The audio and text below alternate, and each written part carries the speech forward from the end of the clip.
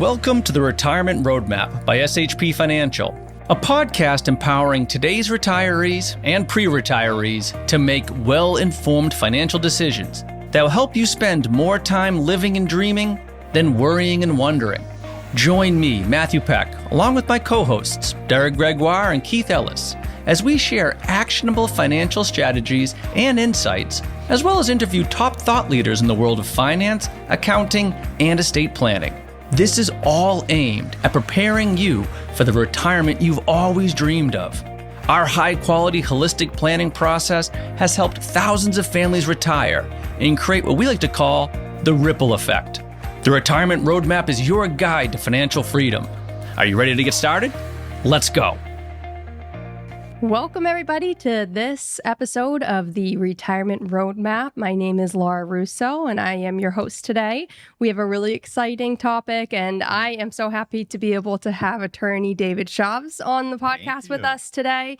And I like to say that if I had a dead body, you'd be the first person I would call, and I would like you to explain why I think that. Well, thank you, Laura. Thank you for having me. SHP for having me. Every time I walk in the door here, it's so wonderful because I see so many faces that I just not only have a business relationship with, but a personal relationship. Yes, you are a celebrity when you come in. It's wonderful to be back. And you are clearly one of my favorite people in this world. You hear that, everybody? It's recorded. You can't take it back. We've memorialized it here. But thanks again. And so my background is in law enforcement, but I was one of the first policemen to also be an attorney in the state.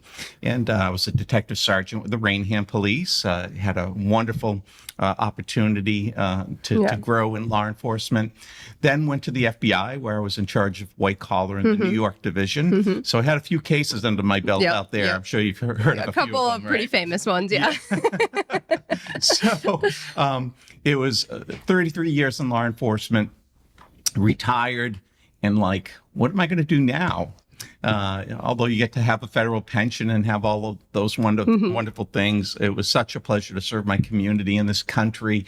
But then I had to go out and to learn to be a lawyer. Yeah. So, did some real estate. But at that time, I had my grandmother who had died in a nursing home at 105 years old. Wow. And she was shoveling snow and gardening till she was 103.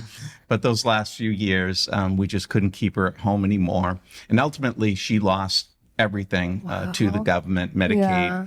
And, of course, the lawyer in the families asked, how can this happen? Right. And I'm like, I don't know. Yeah. So one thing led to another. I fully jumped into estate planning to learn all the rules to see how we can prevent this, my own family and for my clients. And that's where I'm at. That's such a powerful story because so many people we find have a very similar story that they run into where they're just underprepared or they thought that they had the plan in place, but there's so many different facets to the law and estate planning that you really do need a professional or you need someone who's so well versed in it to be able to guide you during that time. So that's a huge piece of what we're going to be talking about today.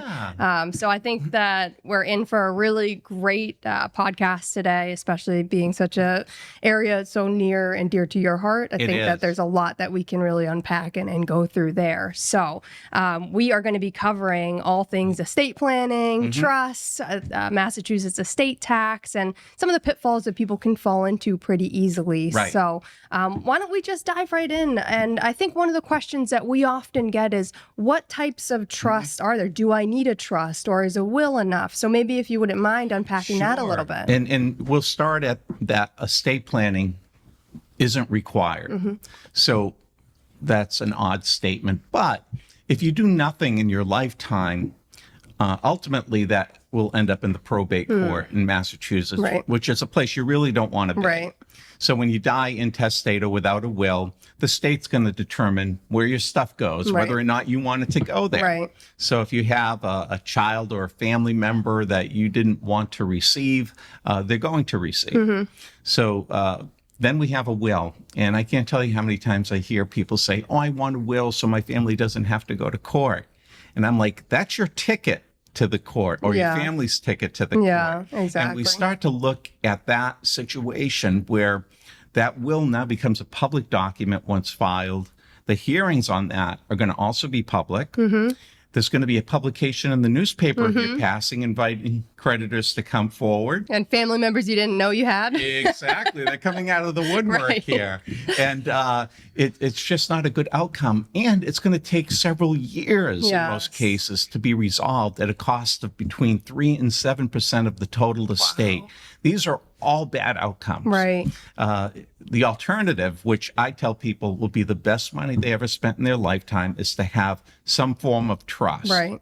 Whether that's a revocable grantor trust that says, hey, I'm the trustee or we're the trustees.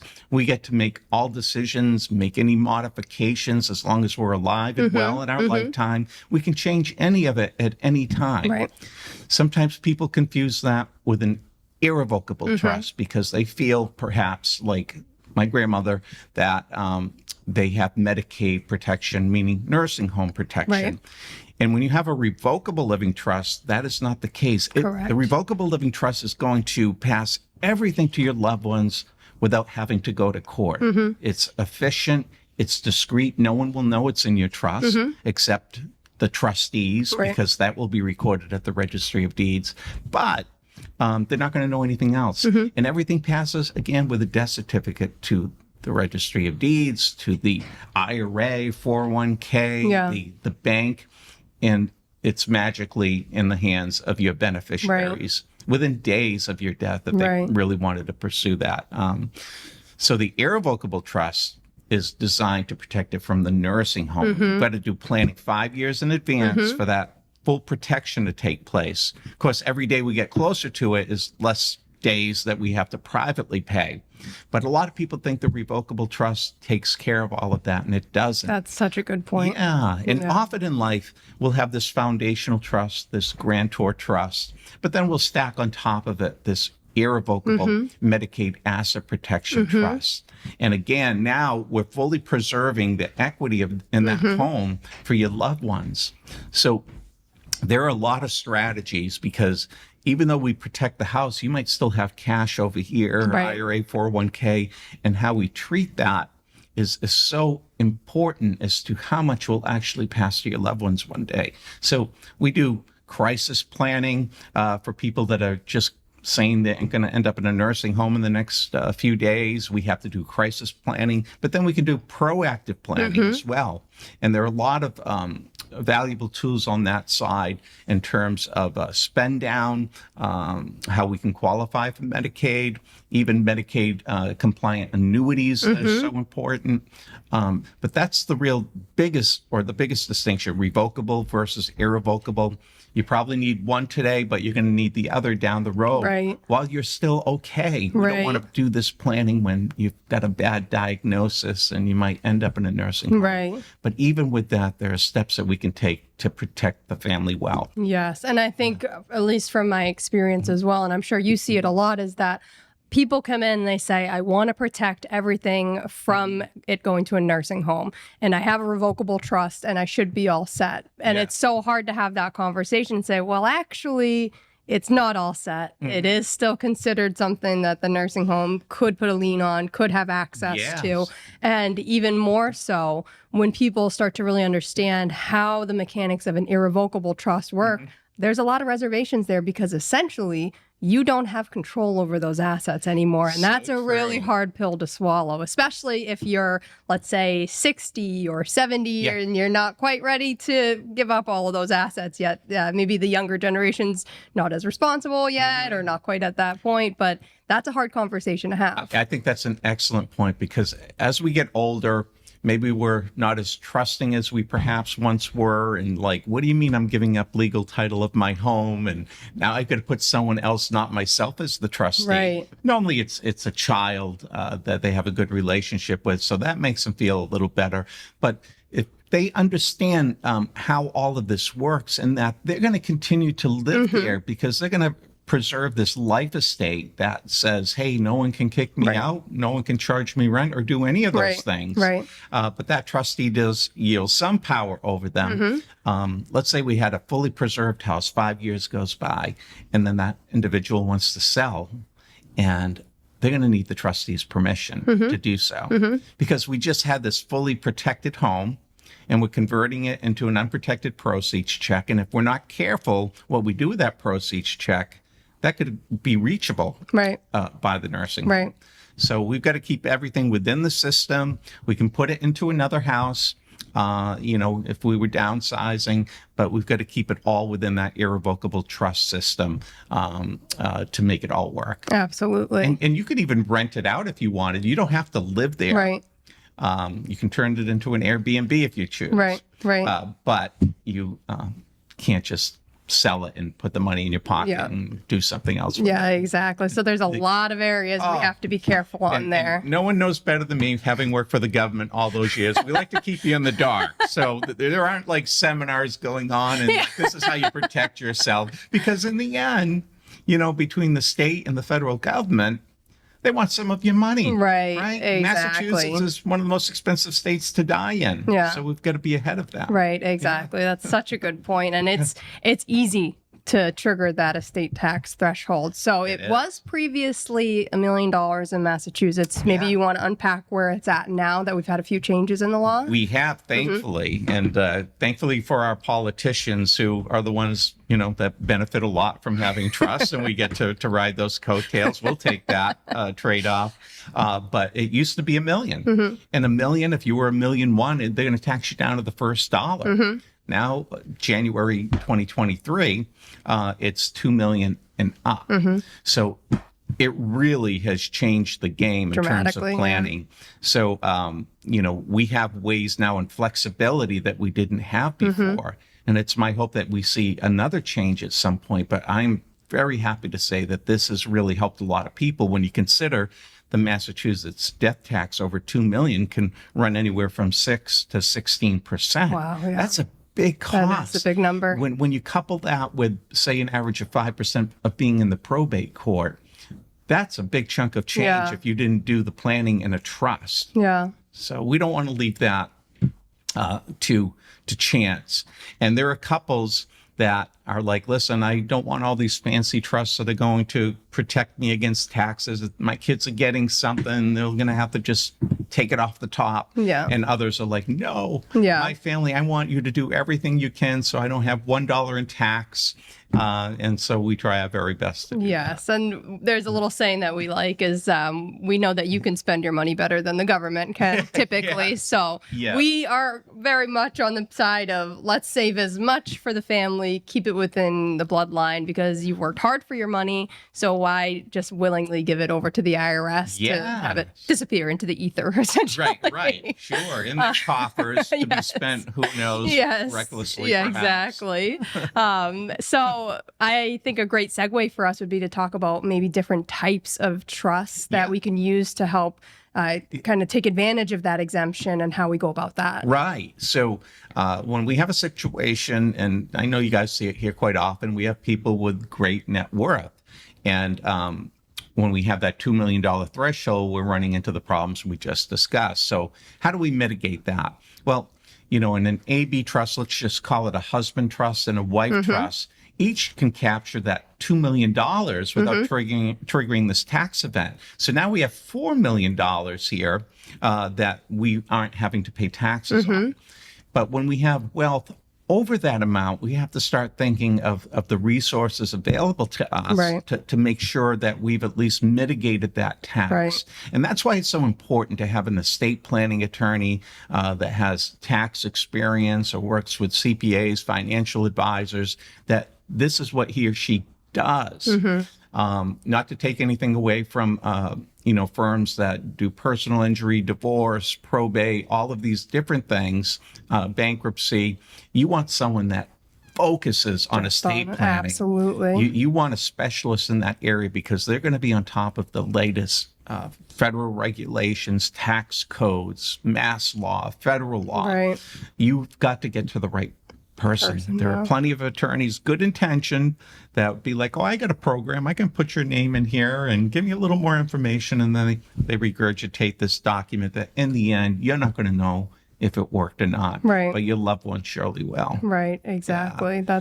That's huge. I have worked with a lot of attorneys over the years, and there is a clear distinction between that boutique style law firm that just solely focuses on estate planning versus those larger firms, which are great. And, like you said, we're not bashing firms here. Not at all. But having a firm that's really dedicated to estate planning is powerful. Yeah. It's going to make a huge impact and difference, because even when we do some of these administrations, even just the slightest bit of language can cost hundreds of thousands of dollars in taxes. So true. The language is going to be specific. It's going to be compliant. And understand that there are firms out there, now I'll pick on something here, but that will do primarily or push wills in their practice. And people say, well, you told us all these awful things about wills. Why would someone do that? And they do it because it's money generating for the firm. They know one day when you pass, your loved ones are going to come to that firm that created that will. And now we need to probate this. That's where the real money is at $500 an hour. Yeah. So you've got to, when you meet with an attorney, and I recommend meeting with several attorneys, or at least speaking to them on the phone, getting a comfort level. That's asking these questions that you're going to learn today. Yeah.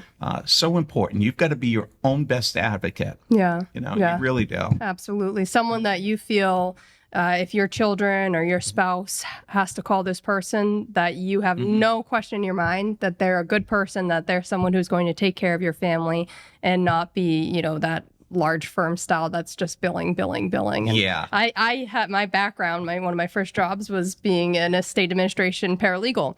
And even my billing rate was like $200 an hour. Yeah. And it would be shocking that families would come in and they'd have these huge bins of paperwork, receipts. And it's like you're paying someone $200 an hour just to sort through paperwork. And it's like, you could have saved so much money just by being proactive and getting ahead of it. Now, something I didn't know about you. I didn't know you did that. A little You're tidbit. a good resource for me.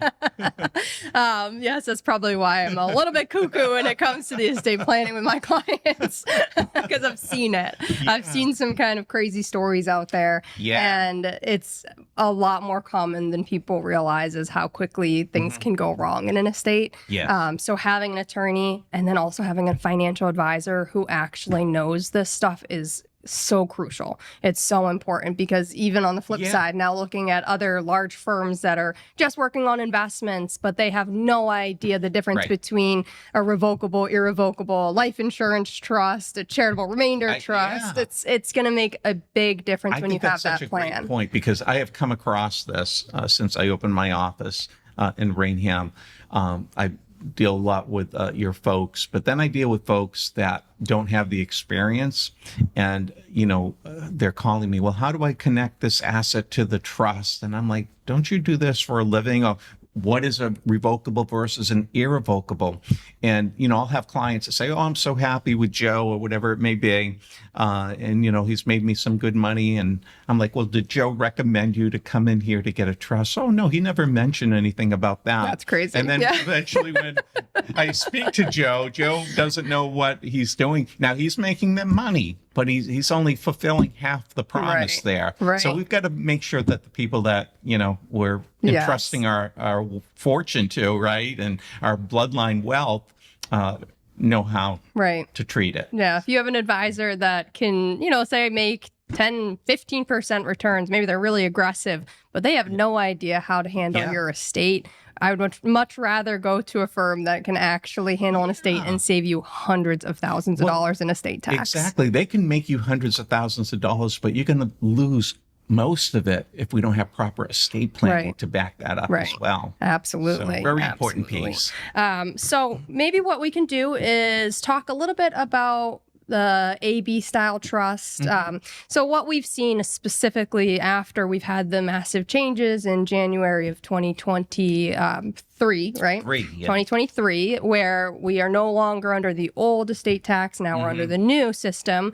Well, what I find with a lot of my clients is that they haven't updated, or they still are maybe using an outdated type of trust. And I like to say that a trust in an estate plan is kind of like a car, right? Where you buy it, it's reliable, it's there, but it needs maintenance. And sometimes you might need to go in and get that maintenance. I usually would recommend for my clients every 5 years, 10 years if you want to be, stingy, and if you want to really push it. But those changes every, 5 years is typically a good way to go about it. So what are some areas that you have seen between maybe the old style trust and now newer style that are more tax advantage for Massachusetts? Yeah, and the reviews are so important because laws do change. As we can see here, they changed in 2023. And now we have greater flexibility, greater options. But I think it's really important that you come in and speak to your attorney. You speak with your financial advisor, asking them if there are any changes or updates. The AB trusts are great because now we can contain this $4 million that we otherwise didn't have the ability to do before, outside of setting up irrevocable trusts to remove some money from the balance sheet. But having this available to us is just so wonderful. And to talk about how it can work, sometimes when we have a joint trust, like we've had for many years, again, we're capped previously at $1 million. Now we're capped at $2 million. But sometimes when you have like a blended family, it's not always the best choice to have one single family trust, because that ultimately could invite, when the Lord calls one of the spouses home, the estate's passing to the other spouse with the ability to do what they want with the money, as opposed to the AB, where we can kind of control what's going to happen when A dies and what's going to happen when B dies. So that we're really taking care of our children and the wealth that maybe you had before you got into the marriage. And it's always, we want to believe that our spouse is going to do the right thing.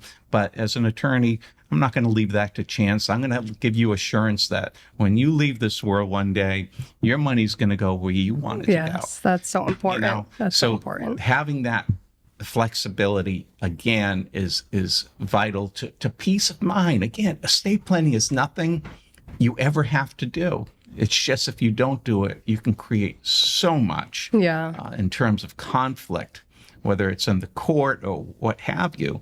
So we've got to put it all in line, and you can have peace of mind knowing that your loved ones one day are going to be provided for. That's what estate planning is all about. Again, it's not helping you so much in your lifetime, but gosh, that peace of mind it gives you is off the charts. Huge. Huge. And sometimes I tell people it's like a Band-Aid, right? You just got to rip it off. No offense. Nobody really wants to go and do the estate plan.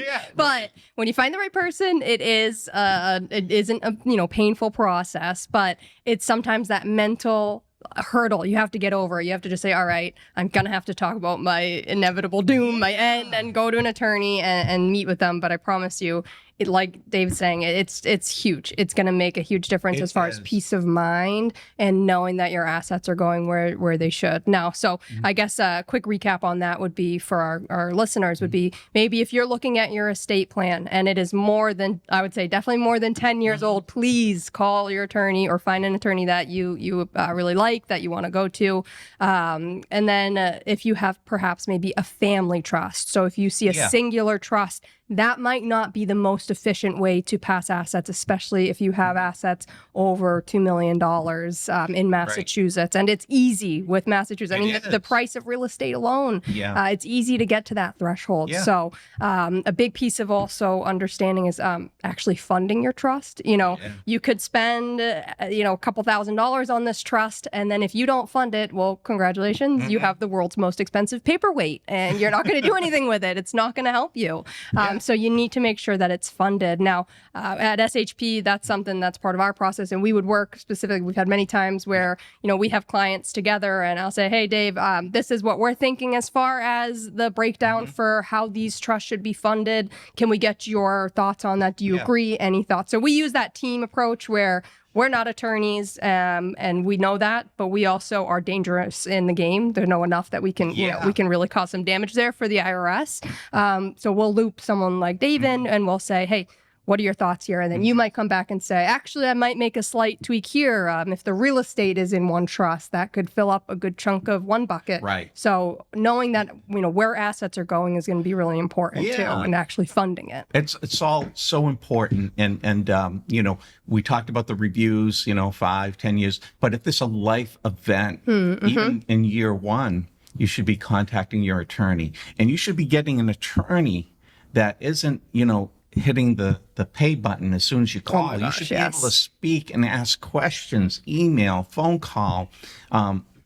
In my practice, it's not a business transaction. It's a relationship. We're going to have a relationship moving forward that you can call me and you're not going to be charged every time you pick up the phone. If it's a new project that we need to do, I would say this is the cost of it. But other than that, we want to have a relationship with the client. Yes. We don't want to just have this one and done transaction, because that's not what estate planning is. I'm so glad you said that. And that's kind of, we joke around like the unicorn of the business, right? Where finding an attorney that's not going to immediately hit that, okay, we're billing the second I answer the phone is huge. And I have so many clients that I've spoken with that are like, I'm scared to call my attorney. And it's like, you should never be scared to call your attorney. It's definitely an area where, I just wish we had more attorneys who were willing to just have that conversation. We have some great people that we work with, Dave included, that aren't like that. Yeah. So definitely want to make sure that your attorney isn't someone that is causing you any anxiety to pick up the phone. That's a no-no in my books as well. If you have anxiety calling your attorney, then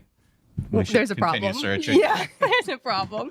All right. So I think we've covered pretty well as far as A/B trusts. So essentially just knowing that having two separate trusts so that you can take advantage of the estate tax exemption amounts. We didn't mention it, but we have lost what's called portability with that change in the law. So before we had portability where you could transfer the unused share over to a spouse. That's no longer part of the equation anymore.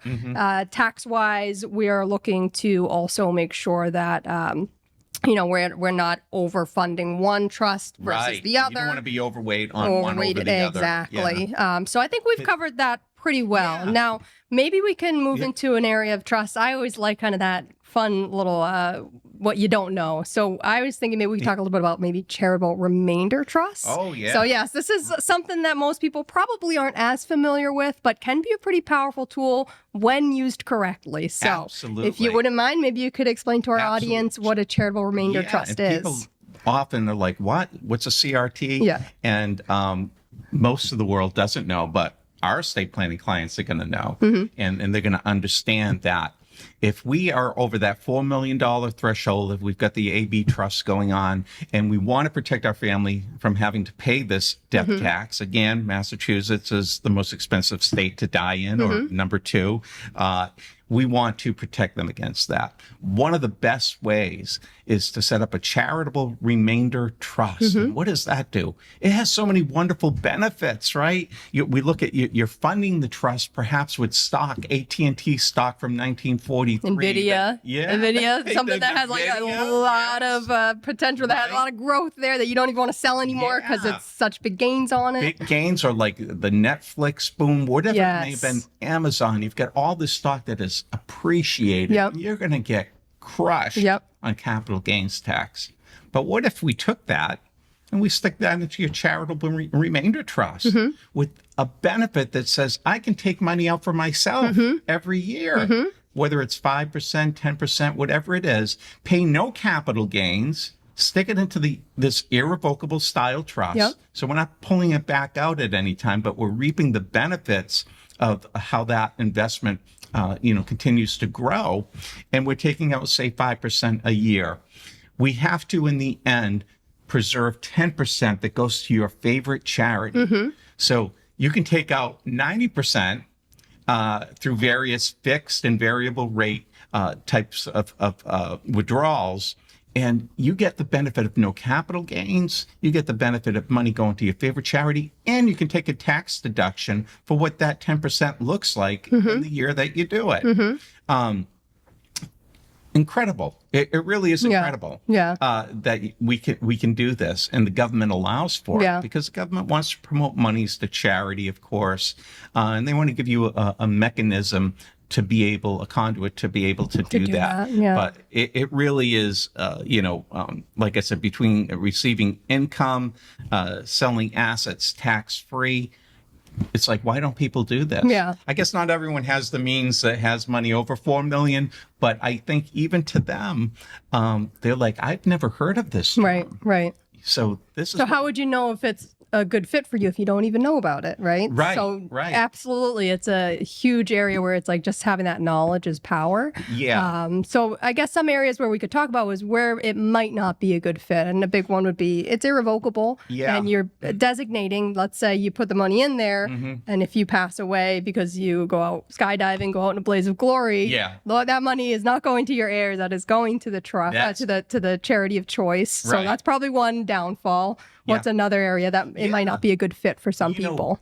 We have to manage this properly. This is not the average grantor trust. This is a highly sophisticated instrument with a lot of rules and compliance that needs to be seen through the entire length of the life of the trust. So we've got to have your attorney, we've got to have your CPA, we've got to have your financial advisor, all in unison, making sure that we're compliant with every aspect of the charitable remainder trust. And they're expensive. Yeah. But of course, if you've got the means and you've got over $4 million, it's not, I guess, as pertinent. But, we're talking, could be anywhere from like $5,000 to $25,000 or more, depending on the sophistication of the charitable remainder trust. And again, you want the attorney that deals in this to be setting this up. We can have this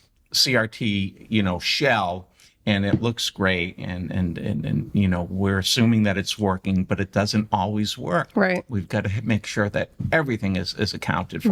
Right. But in terms of people with means, this is such a significant tool. Definitely. And we spoke offline a little earlier, but, there are people out there who try to use these types of trusts to avoid taxes, but not necessarily use it. They kind of abuse the way that it's used. So some examples would be, you create your own charity, and it's a charity that goes to, your family members, maybe. And I've run into that situation before where we've set that up. Because I think in the 80s, more so, this is the situation I ran into in the 80s, they're more prevalent of trying to be, again, flying under the radar, not necessarily as much visibility back then. So what happens is that you can now have these assets stuck in this trust. Yeah. And in this case, this charity didn't even exist anymore because the family had never even done any of the filings for the charity. And now it's a little bit of a, knot that needs to be untangled and something that needs to be figured out. So an area that it's like, you got to use it specifically what it's designed for. If you're charitably inclined, then this is huge. And if it's avoiding, let's say you have, in large cases, maybe you have $150,000 in capital gains on a stock. Right. Then this is going to be a powerful tool for you to use. Absolutely. And philanthropically, just knowing that you're taking care of your favorite charity, like, this is win-win for most people. But you are right. There are going to be people that look to say, how can I take advantage of this? But the government is pretty keen. They're pretty savvy now. You're really not going to get away with a whole lot. Exactly. So exactly. you've got to do it right. Yeah. And there's a lot that goes into, as far as taking income off of these trusts. So there's two different ways that you could do it. A crat versus a crute. Yeah. And not to be confused with a crouton, but a crute.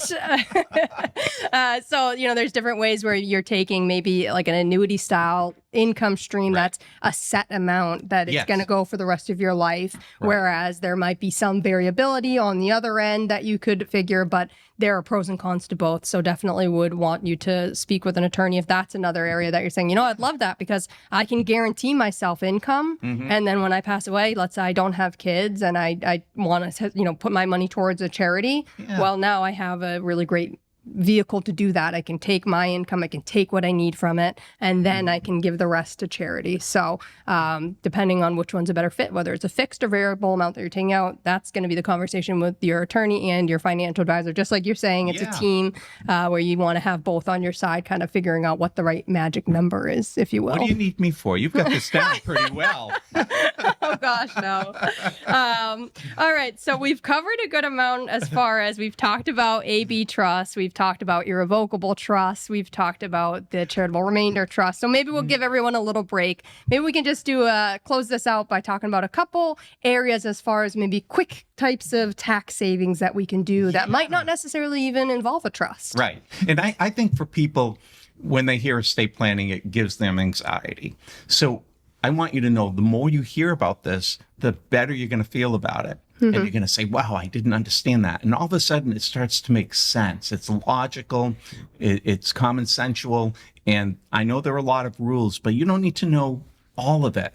You just need to know that it can work for you. And we've got to look at different strategies to reduce that $4 million or that $2 million, depending if you're an individual. And one key strategy, of course, is gifting. So gifting is important. You know, $19,000 as an individual, $38,000, and these numbers are always changing. But what people get confused is, what if I want to give my son $100,000 for a down payment, something like that? We can do all of that, right, even if it exceeds the $19,000 or the $38,000, because we're just making a filing with the IRS, dipping into our lifetime exclusion of $13 million as an individual, $26 million. Again, it's always a moving number that we just file and say, hey, we're giving more than our usual $19,000. No gift tax due by the federal government to you or to them, and no state tax due.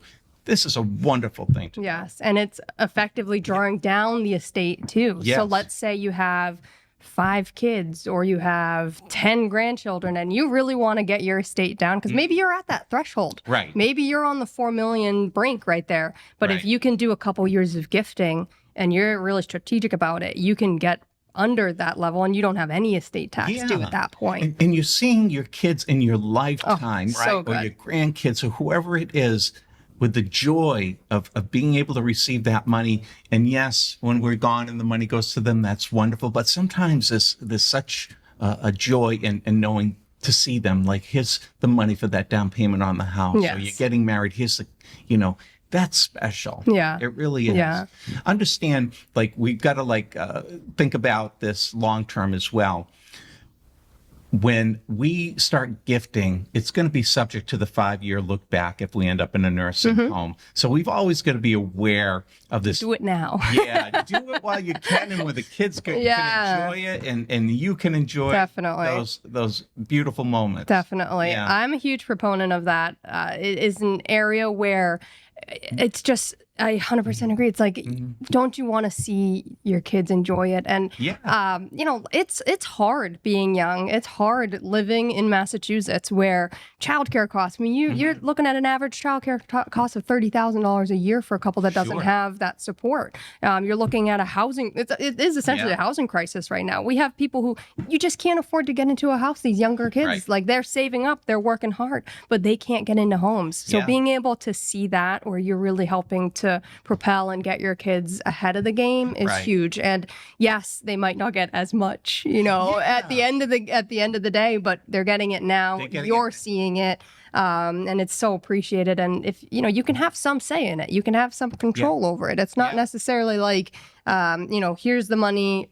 You have to trust that they're going to do what you want them to do with it, but you give them that guidance and tell them specifically maybe what it's for. Yeah. So if you have a young family, let's say you have a son who's 35, 40, and they really have a bathroom that has never been updated. Yeah. You could give to them and say, hey, I want you to update your bathroom. Right. I want to do this for you. Yeah. And it's a big gift. Yes. And you can, as like that person, say, wow, look at this new bathroom. Look at this new kitchen. I helped them with. Right. And then it's like, now that kid realizes, okay, well, mom, dad, whoever, they were really generous with me. And when I'm older, I want to pay that forward to my kids too. So it's just like, it creates that beautiful balance of teaching your kids to be generous and really seeing them take advantage and utilize and bring them that joy. And I like that. Yeah, it's huge. So that's a big one. So pretty much the gifting. What else can we do that's kind of avoid some taxes for us? Yeah. So the irrevocable life insurance trust is another way that we can, set aside money to take it out of our estate and off the bottom line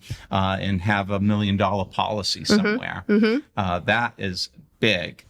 Some families won't go the irrevocable life insurance trust, method, but they will, get a second to die policy. When the second of them passes, they've got this $250,000 life insurance policy that's used to pay for the taxes for the estate. That's so huge. there are ways to get around this. Yeah. But it's all about education. It's all about following up. It's so funny. I get a lot of older couples come in. We've been wanting to do this for 40 years and we haven't done anything. And, they're finally at the table. And it's usually the wife is like, we got to do something. And the dads, the husbands are just like, I finally gave in. Right. But, and I find that people with stories that have seen their loved ones and what they've gone through in the probate court are very inclined to want to get something done. Oh, definitely. Yeah, definitely. But when irrevocable life insurance trusts are great, the giftings that we've talked about, even the payment of medical bills on someone's behalf is paid directly to the hospital. These are all things that can be used to, lessen your estate. Even a 529 super funding, and that's okay, wow, you mean I can put, $95,000 into my grandchild's 529 plan and reduce my estate?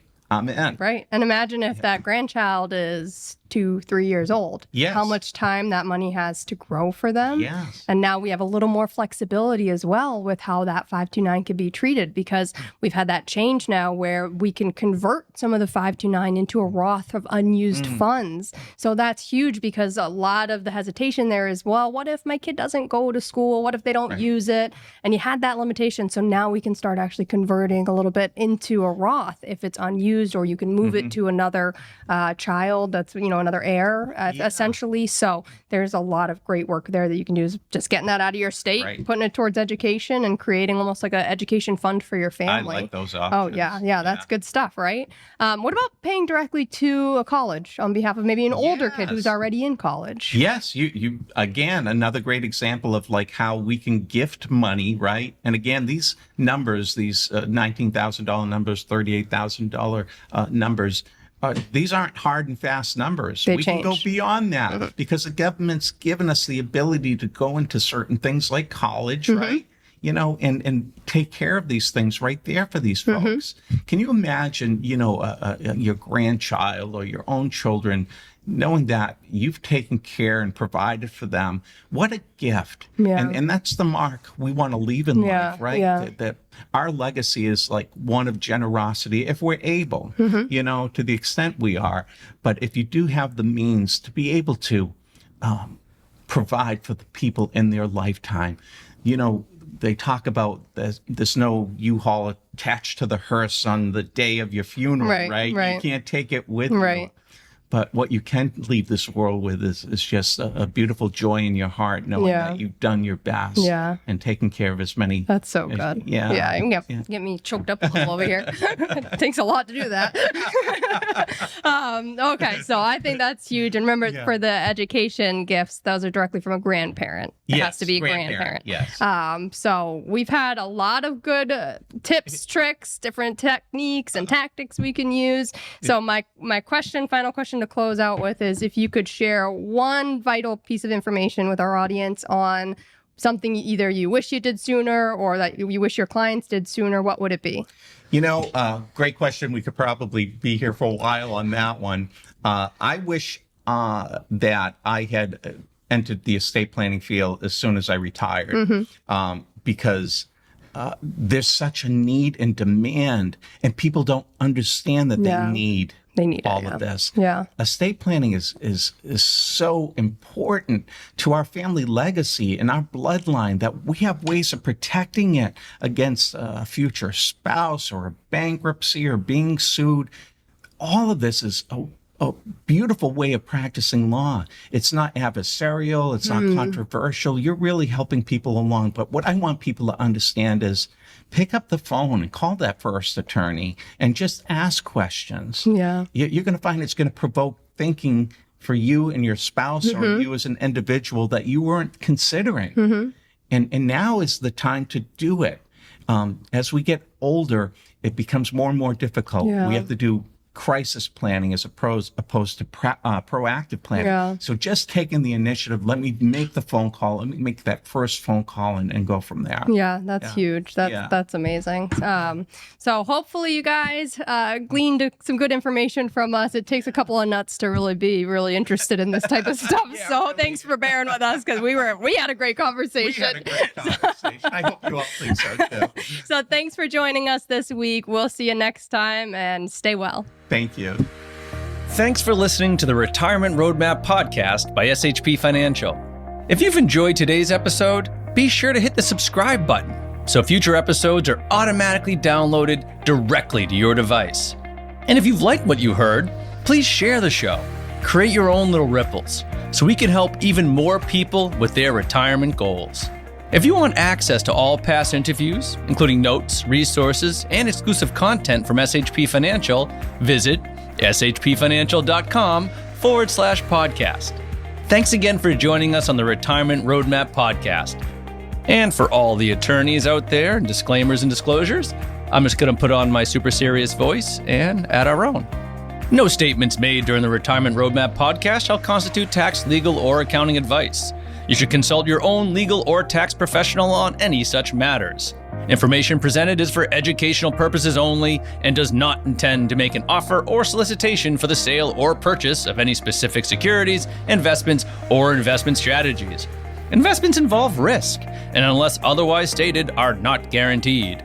Our investment advisory services are offered through SHP Wealth Management, LLC, an SEC-registered investment advisor. Insurance sales are offered through SHP Financial, LLC. Our advisors and insurance reps may offer clients advice and/or products from each entity. No client is under any obligation to purchase any insurance product.